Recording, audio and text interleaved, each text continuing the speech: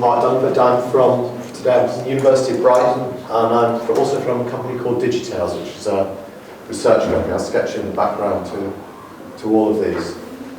Thank you for asking me to this workshop today. You asked me to talk about 3 or 4 things. Firstly, what I mean by digital storytelling and the work that I've been doing within it in the past 10 or 12 years. The research and practice that is running through the research company that we have based in Goldsmiths University called Digitales, and to provide 2 case studies of recent projects that we've run. One called Extending Creative Practice, and the second one is called Siver Stories.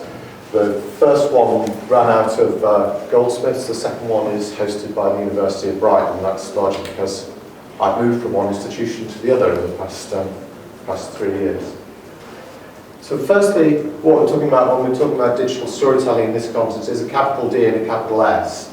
A practice that has emerged probably in the mid-late 1990s, based at the Centre for Digital Storytelling, drawing on community arts, photo voice, forum theatre, campfire storytelling. So from a group of sort of community arts-based activists, community filmmakers, and also from people who were interested in the relationship between those forms of practice and new technology, emergent technology. The key figure, if you want, or the man who wrote the guidebook is a man called Joe Lambert.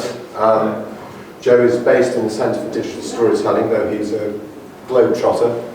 He travels across the world. He's coming to Brighton in September to run one of his workshops. He's now running workshops using similar techniques to the ones that he developed or pioneered in the 1990s, but he's now using things like iPads, iPhones, etc. to do the same thing. He also runs the biennial Digital Storytelling Conference, which this year is in Boston, Massachusetts. And the deadline was yesterday for papers, but it's in September this year. The last conference was in Turkey. The preceding conference to that was in Norway, and the one before that was in Australia. So you get a sense of this as being a very sort of global movement of people doing similar sorts of activity across the world. I still haven't said what a digital story is. Or actually meaning. We're looking at something that's very much a personal narrative that runs for 2 to 3 minutes, and it is based around finding the voice of the filmmaker. So a facilitator in this process is not somebody who is going to make a film, who's not going to tell their own story. The skill in this is about drawing the story out from the participants, from the people that you're working with in a workshop. I'll go through the process in a little bit more depth in a second or two. But it's not necessarily reflective. It's also something that can ask different questions. So quite commonly, quite frequently, we're commissioned to do particular studies or answer particular questions. And what I'm going to do is to show you 4 very diverse stories throughout the morning so you get a sense of this. The first one is one made by Joe's colleagues in the Centre for Digital Storytelling. This was a commission in 2008 with a group of young people who were asked to imagine what life would be 10 years hence, so in 2018. Are you with the goths or with the gangsters? Can you hear? Emo or Adam? Those were the simple days. A few basic questions and you could figure out a person more or less. Race, ethnicity, income, those were the big tags that marked a person. In 2018, who are you is a more complex question requiring a deeper examination. Race, ethnicity, and income are still important in shaping a person's identity, but they only tell part of the story. You can't assume sameness. It used to be possible to hide in pockets of sameness. People who used to dress like you, spoke like you, ate the same kinds of foods, had the same kinds of families, but that doesn't work anymore. It doesn't really say who you are in the world of 2018. You're like a mosaic, with all the pieces fitting together to tell the story of you. You're not in one group, but in lots of groups that reflect what matter to you. You know a teenage girl who immigrated to the US from Vietnam, but talks like a cholo from East Los Angeles. She has a job at the Walmart, but she's also the guild master for High Squad Clan in World of Warcraft. She's HIV positive and identifies more closely with other HIV positive people than with the people in her church or her neighborhood. In fact, her family includes support counselors she knows online but has never met in person. The traditional groupings just don't work like they used to. Diversity isn't measured by the number of different groups, white or Asian, female or male, but by the number of different characteristics, the little mosaic pieces that describes each person. It may be your health, like if you're HIV positive, a cancer survivor, asthmatic or diabetic. It may be your genetic history. Hey, remember when Oprah traced her genetic roots to that slave family in the South? Since then, people all over the world are tracing their genetic links and finding they have shared common ancestry, forming DNA tribes that span the entire globe. It may be ecology or environment. You know, people in New Orleans open our eyes to a shared fate of ecological disasters. Do you share a water system, coastline, flood zone, or maybe a food supply with other people? The big challenge today is how to build bridges to other people who may seem different, to find the one mosaic piece that connects you and creates common ground across a vast range of difference. In 2018, diversity isn't about differences that divide, but about the many connections that establish strong common ground, a common identity. That's quite typical of the work that Joe's doing, but that's been made by using people, or made by people who have got very little experience of technology. So they will typically come to a workshop and they will experience it. But what you can see is that digital stories are usually 2 to 3 minutes long. They're normally from a personal perspective in one way or another. They very rarely use moving imagery, and if they do, it'll just be a very short clip.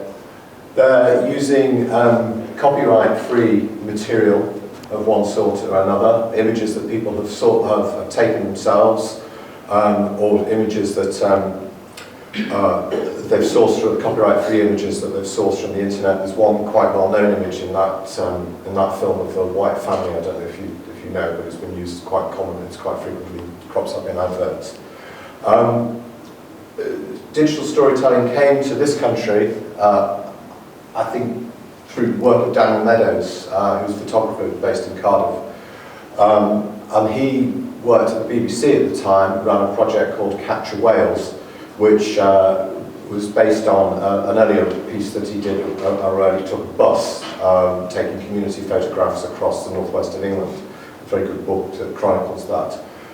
Daniel was based at the BBC. The BBC made a huge number of these digital stories over an 8 to 10 year period by running workshops in communities across Wales, where people would come, they would learn the techniques of making the stories. Their stories would then be uploaded, they would be shared locally, and some of them, the more successful ones, were shown in that funny little gap between the end of the local news schedule on the BBC at just before 7 o'clock and the start of the main evening programme. So the BBC broadcast these. They're now posted at the University of Cardiff, and they're stored on the website as well. My own involvement came about through a company called Digitales, which initially ran as a part of a very large EC-funded project called Inclusion Through Media, which I set up and ran, which was through a charity called Hiatus Projects. I was the CEO of that, so I've only moved into academia relatively recently, within the past 6 or 7 years. Part of that move was the relocation at the end of the EC-funded period from the charity into Goldsmiths, which offered to host the research that we were undertaking. Partly that was because as the project was coming to an end, we were offered £80,000 from the British Council to run a series of workshops across Europe, and that money transferred across into Goldsmiths. What I was going to do is to explain to you how the workshop process worked, how these individual stories were made. Typically, a workshop will run for 3 days or for 24, 25 hours. And it will use a variety of approaches. But the people will come, a group of about 8 to 12 people with 2 to 3 trainers depending upon the group that they're coming. Some of them will come with images, some of them will come without images, some of them will come with video clips. They will come with a whole host of different things. The first day and a half, all of the technology is put to one side. We spend the time going through different storytelling exercises. So we will teach people, we will simply start by asking them to think of stories that they think are good stories. Why do they like them? We will then go through a process of talking about what constitutes a story, of breaking down the components of a story so that they will be asked to look at imagery and to talk about particular points of view.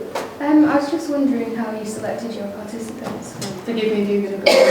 I'll go on to 2 examples of that. We don't normally select participants. We kind of become interventionist about working with particular groups.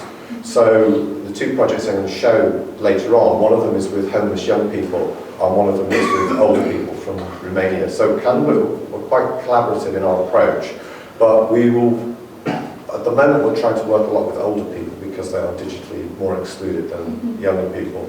I'm slightly bored of working with younger people. Too many Facebook type films came around. But it's kind of driven by the interest of the people that are involved. So, Just wondering. Yeah, there isn't any particular reason. We started off with young people, with disabled people, and then we kind of moved into working predominantly, probably as we've got older, we started working more with older people as well. So it wasn't part of the kind of, so I know, for example, a lot of the time when you write a funding application, it might be because they're specifically interested in one group, but in this instance it wasn't. No, in this instance, the Digitales work came around because we had a big European grant. So there's an element of that, of what you're suggesting, in that. We had a grant to run the Inclusion Through Media project. As part of that, we had to work with other European partners, which was something we hadn't done before. So we had to identify these people. We identified 6 people from 6 countries. We then met with them, and in the first meeting, suggested to them that the thing we wanted to do was digital storytelling. That was partly because myself and Tricia, who I work very closely with, were interested in digital storytelling, but also because we wanted to actually do something that was active. So, quite often when you have these pan-European projects, the sense of being a partnership is around the fact that you just do meetings and don't really do anything else except meet. And so we wanted to do something where we were creating something that we shared. And so we met with Dan and we went through the digital storytelling workshop collectively, and we made a sort of collection of digital stories across the 6 European countries, so across Finland, Czech Republic, etc., that were involved in our partnership, and that became Digitales. So that was the initial start of the project. So to an extent it's true, yeah. So the basis of digital storytelling is the story circle. So it's kind of creating a sharing atmosphere and building something that's where people can feel confident and confident enough to share within that group. So part of the facilitator's role is to build that confidence and is to make sure that people not only acquire the basic storytelling skills, but the willingness to share quite openly with other people in the group. I'll come back to that later. So we'll do things like quite simple throwing the ball across to people to remember each other's names. It's building that sense of confidence. We then go on to look at things, again we can no longer play actually, because buildings like this aren't allowed to use matches, those long matches, where people learn how to use different stories, so use storytelling techniques. So every time someone comes to a workshop, they're asked to bring an object, and they will be asked to talk about the object and the significance of that object in their life. With a matchstick game, which we now use an egg timer for, we used to get those very long matches, we'd ask somebody you'd be asked to tell your story by the time the match burnt, and And so you'd learn to talk quickly and concisely, and then you would drop the match. But as I say, we're no longer allowed to use as matches in these sorts of rooms, which is a shame. So I enjoyed that. We go through various writing exercises, so we go through random words, so we'd ask people to call out words. They would call out words, and then the group would split them into pairs. They'll have to kind of create stories based around 2 random words. And then, most importantly, they'll have to listen to each other. So listen to each other as they're telling their stories. To make a digital story, you need 10 to 30 images. And you can use, as I said before, you can use your own images, you can scan. Some people don't come with any images, so we've worked with refugee groups, for example, or people who've lost their images for one reason or another, and they will kind of either cull stuff from the copyright-free stuff from the internet, or they will draw. So we've got we've got a very impressive story of a woman who came from the West Indies in the 50s through to the East End of London, and she drew pictures, crayon drawings, very childlike, which made a very impressive story. They will then record their voiceover, so we then introduce the technology. So they've written their script, they're recording their voiceover, and then they will edit the voice using iMovie or Windows Movie Maker. They will create their own digital story. They will work with, normally with a technical person will be brought in at this time to kind of supervise. So you end up with quite a large ratio of trainers to trainees. So typically you start off with 2, you end up with 3. Depending on the group, you may end up with 4 people. So 1 to 2 depending on where they all are at. And you need a combination of skills. So you need to be sort of people who are teachers, trainers, facilitators, who can empathise, and also people like Sam here who can do the technology. What I'm going to show now is very different story. This story is somebody from New Haven Foyer. The Foyer movement is for homeless people. This is a guy who's formerly a musician who used to be in a band called So Solid Crew, and is now working as a youth worker in New Haven. He was part of the group that we trained in to cascade the process out, and we trained him in April last year. And it's interesting because he was a really difficult person to work with in terms of getting the story out of him. We went through 3 or 4 different variations of the story, and he kept abandoning them. He wanted to make a story about his mother. This thing he wrote in very, very quickly, and kind of like overcame his block. Sorry, I'm back. Hello, fish mate. Things have been crazy recently. Emails, meetings, targets, reports, phone calls. Blimey, I've been drowning in paperwork. How do I deal with this? The answer's simple. I go fishing. I fish for bass, pollock, mackerel, for plaice, for pike, for carp, for roach, for tench, for rudd, for perch, for eels. I like catching fish. But to be honest, I'm not that bothered if I catch or not. The thing is, mate, there's a lot more to fishing than catching fish. It's about life. It's about sorting things out. It's a solution to any of my problems. Life doesn't seem to give me time for the things that matter, the things that feed my soul. But here on the bank, I do have time. I have time to reflect, to plan, and to dream. It's just me and you, and sometimes you're not even hungry.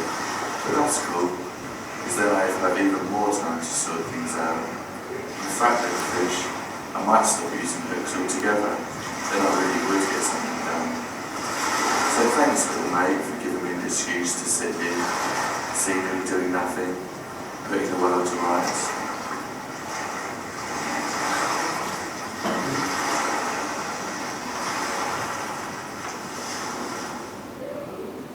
So that one was made in April last year, and Jamie was not the easiest person we've ever had in a workshop, but came back for a second one in December. So just a comment that both that and the previous one were less stories, in my mind, were less stories than polemics in a way. Yeah. You know. Yeah. Is that not I kind of I agree. I think one of the things that we're going to I'm going to come on to and I'm interested in, is actually the form of the digital story. And because it is restricted to this 2 to 3 minutes piece, it does become, they're not really, if you want to call them stories, but they are very restricted, and they have this very clear arc. There's an emotional journey within them, and possibly less so in the two that I've shown you, but in the majority of pieces that we've shown. But yeah, I think there is a problem with the way that the form determines what people say. Yeah, I accept that. They're not stories in the sense that they're long, but they're very short. Yeah. I think the first one's definitely polemic, and a lot of Joe's work is very polemical. Yeah, I would take that. What I'm going to talk about now are the two projects that I've been most closely involved with, which are Extending Creative Practice and Siver Stories. Essentially, they're just two parts of the same project.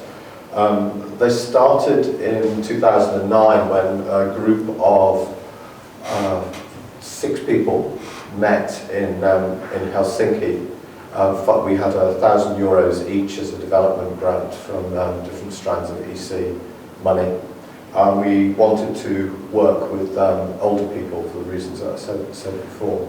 In doing that, and doing it over the course of the 6 years, our interests have changed. So we started off with a simple wish to work with older people and to test the model of digital storytelling, to actually investigate the range of stories, partly I think for the reason that you said, because we wanted to get richer stories from the people we were working with.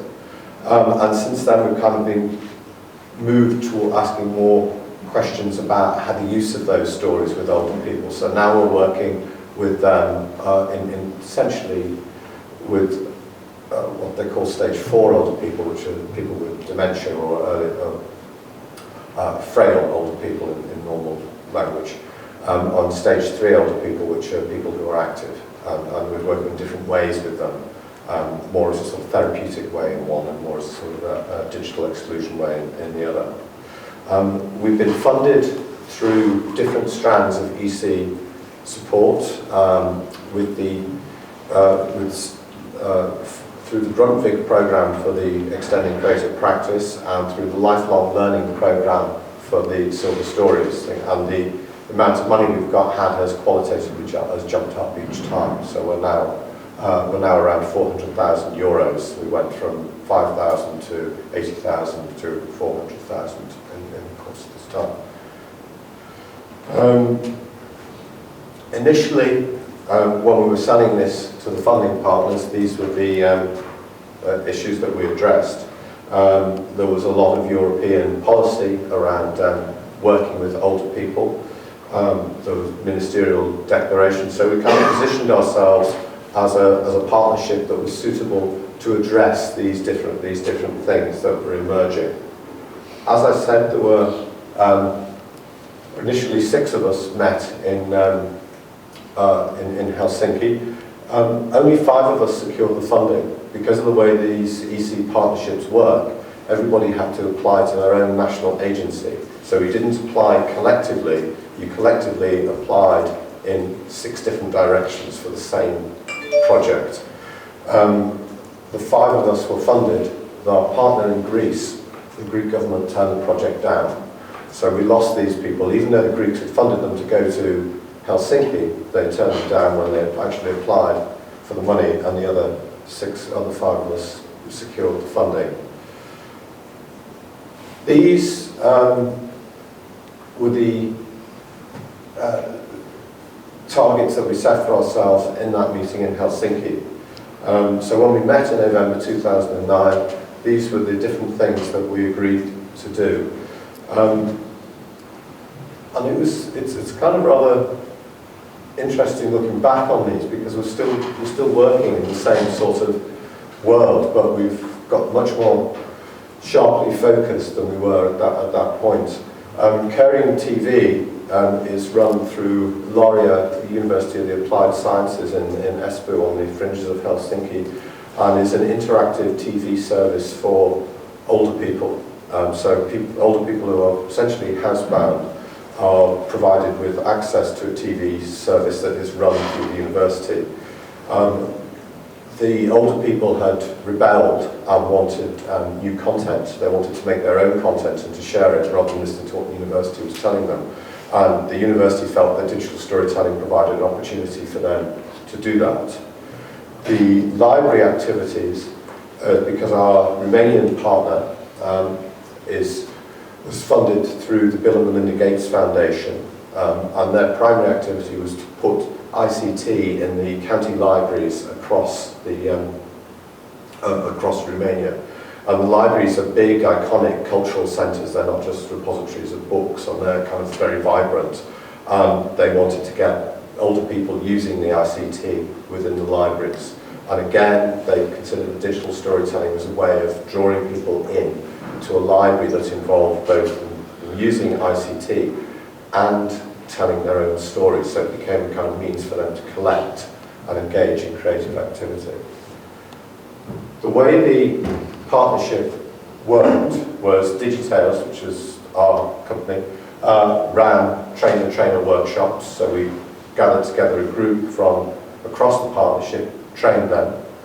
They then went out and ran local workshops within their countries, across their countries. We then gathered the individual stories. A key part of this was the Centre for Urban and Community Research, which is based at Goldsmiths, who were they're a 5-star RAF sociology outfit, and they specialise in the evaluation of community-based work. And we deliberately involved colleagues from there at the outset of the project, so that we kind of recorded what we were doing as we went along, and we gathered a large body of information. I think if anyone's thinking of being involved in an EC project, it's really critical to do that in a way that it wouldn't be if you were, I don't know, funded through the Arts Council or Leicester or something. I think you absolutely have that. We then went to our final stage, which was a conference in Maribor. We had a Slovenian partner. Maribor at that point was the European Capital of Culture.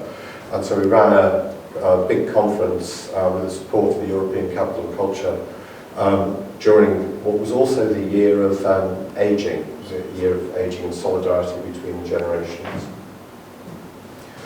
It showed, we came a number of conclusions from this.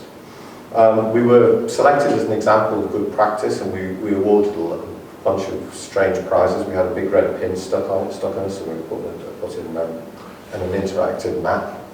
And we concluded that digital storytelling, there was a lot of potential. We gathered some very powerful stories throughout this. It was interesting going from the point that you made from working with young people where the stories were essentially slightly duller to working with older people. The stories were radically different. And I think we opened up a storytelling space that wasn't there in the earlier work, which was much more about sort of simple voices. There is a lot of the writing around digital storytelling talks about more recent writing talks about the tension between therapy and sort of voice within the stories, and I think you see that coming through a lot in our work with older people. And we gathered a large number of stories, particularly in Romania, where we gathered over 400 stories during the course of this, and we ended up with one of the biggest individual collections of digital stories that was done, that there is.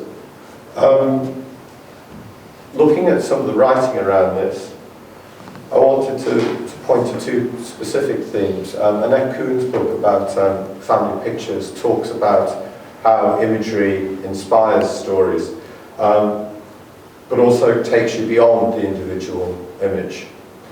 And Mark Freeman's book around narrative and memory talks interestingly about how memory and storytelling actually is, what you remember may not be, is your own personal perspective, and talks and investigates that. And I think that's coming through in our own stories.